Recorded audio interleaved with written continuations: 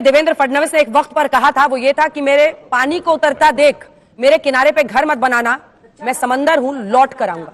अच्छा 132 अतुल लोंढे पाटिल साहब, ये आपको भी ईवीएम ही दिख रहा है? रुक तेरे को बताते तेरी माँ की।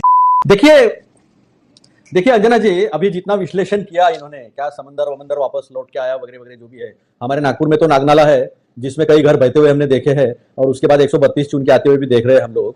तो ये मुझे जान लेना कि ये भ्रमजाल जो है ये झारखंड में चल गया और ये भ्रमजाल महाराष्ट्र में नहीं चला। बिल्कुल आपने मेरे दिल की बात बता दी। तो भ्रमजाल है या नहीं है, ये एक बार ये लोग तय कर ले और फिर उसका विश्लेषण करने की कोशिश करें। मुझे लगा सुधांशु जी बड़े सुलझे हुए हैं, जानकार भी है, ज्योतिष भी है, मैंने सुना है वो कुछ जानते हैं, वो भी पहले इसको प्रेडिक्ट नहीं कर पाए कि हमारा 132 आएंगे, हम 225 क्रॉस कर पाएंगे, लेकिन आज बोल रहे। एक बात है, हम लोग इसका मनन करेंगे, चिंतन करेंगे, क्या हुआ है वो भी देख लेंगे, लेकिन कुछ सवाल मैं भी आज खड़ा करना चाहूंगा आपके माध्यम से अंजना जी। अभी मजा आएगा ना भिड़ो। देखिए महंगाई चरम पर है, घर चलाना मुश्किल है, चाहे वो गैस सिलेंडर हो, चाहे वो पेट्रोल हो, चाहे वो डीजल हो, चाहे वो स्वास्थ्य की सेवाएं हो, हर कुछ चरम पर है, एकदम चरम पर है। किसान के फसल को दाम नहीं है, सोयाबीन 4,892 एमएसपी है, 3,200 में बेचना पड़ रहा है, लेकिन वही किसान को और आम आदमी को वही तेल जो है 200 रुपए किलो से खरीदना पड़ रहा है। हर 15 किलो का एक पीपा होता है, उसके ऊपर जो है उसको 40 से 50 रुपए जो है ज्यादा देना पड़ रहा है। महिलाओं पे अत्याचार लगातार बनते रहे, 64,000 महिलाएं साल की गायब है महाराष्ट्र से। बदलापुर में हमने कितनी चर्चाएं की, पुणे, अकोला, नासिक, कई जगह, नागपुर, कई जगह महिलाओं पे, छोटे छोटे बच्चों पे अत्याचार हुए और सुरक्षा का मुद्दा हमने उठाया था, तो उनको जो है ये भ्रमजाल लगता है। तो देखिए प्रचंड बेरोजगारी महाराष्ट्र में, यानी 17,000 कांस्टेबल के पद के लिए 48 लाख फॉर्म भर रहे, एग्जाम्स नहीं हो रही, 5 साल के लोगों बच्चों के उम्र जो है वो निकल रही, एज बार हो रहे बच्चे, पोस्ट नहीं आ रही है, एग्जाम आती है तो पेपर लीक होते हैं। क्या इन सब मुद्दों को लेकर मतदान हुआ है? यही नहीं, अभी और सुनिए। अब राहुल जी के बारे में ये लोग कहते हैं, क्या राहुल जी ने क्या कहा था? हम सोयाबीन को 7,000 रुपए प्रति क्विंटल देंगे, महालक्ष्मी में हम 3,000 रुपए देंगे, 3 लाख रुपए तक किसान का कर्जा माफ कर देंगे, कपास की नीति तय करेंगे, कपास और प्याज की और आयात निर्यात में स्थिरता लाकर किसान को दाम मिले, इसकी कोशिश करेंगे।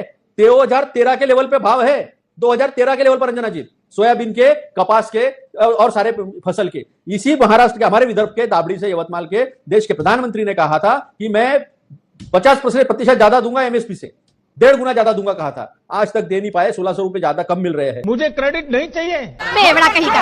तो ये आदमी को एक भरोसा किस चीज पर करेगा? और मैं कहता हूं लोकतंत्र में जब हम लड़ाई लड़ते हैं तो चुनाव में अहम होता है। एक काउंटर क्वेश्चन है, देखिए ये डेसिमेशन है, आप इसको समझिए।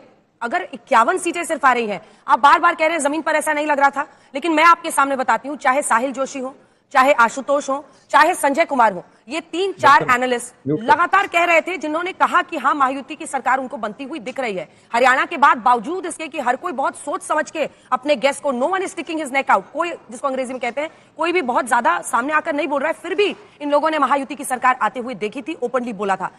अभी पता चलेगा। आप जो बात कर रहे हो इन्हीं सब एनालिस्ट से हम भी बात कर रहे थे। फिर कल तक कांटे की टक्कर थी, आज एकदम से 17 सीटें कैसे आ गई हमारी? पूरी 288 आ जानी चाहिए थी महागठबंधन की, वही बचा के रखा है उन्होंने थोड़ा सा। तो ये तो चर्चा नहीं थी कि लैंडस्लाइड होगा, 132 आएंगे 152 में से, लैंडस्लाइड की चर्चा तो ये चर्चा तो कहीं नहीं थी। कांटे की टक्कर है, इसी तरह की चर्चा थी। नहीं, लैंडस्लाइड की चर्चा नहीं थी, कांटे की टक्कर की चर्चा थी। कोई कह रहा था 137 आएगा महाविकास आघाड़ी और 144 आएगा महायुति, इसी तरह की चर्चा थी। मैं तो सारे मुद्दे गिना रहा हूं कि ये मुद्दे महाराष्ट्र में थे। महाराष्ट्र में पार्टियों की तोड़फोड़ जिस तरह से की है, जिस तरह से राज्यपाल ने अपनी भूमिका अदा की है, ये सारे पे तो महाराष्ट्र के जनता नाराज थी। भाजपा की हिम्मत नहीं हो पाई है कि उन्होंने बॉम्बे, पुणे, नागपुर जैसे 10 बड़े कॉर्पोरेशन जो है वहां पर चुनाव नहीं ले पाए थे। उसके बाद तो हर चुनाव वो हारे हैं 2019 के बाद। एक हाथ दूसरा अपवाद के लिए छोड़ दो, हर चुनाव हारी, इनकी हिम्मत नहीं हुई है। तो इसीलिए जो आप रिजल्ट कहते हैं, राहुल जी ने भी जो कहा है कि अप्रत्याशित है, विश्लेषण करेंगे, हम बैठेंगे ना विश्लेषण के लिए, हम सारी वो चीजें सामने रखेंगे महाराष्ट्र की। और महाराष्ट्र की परिस्थिति ग्राउंड पर भी ऐसे नहीं थी कि इतना बड़ा इनको जीत मिल जाए। शाबाश।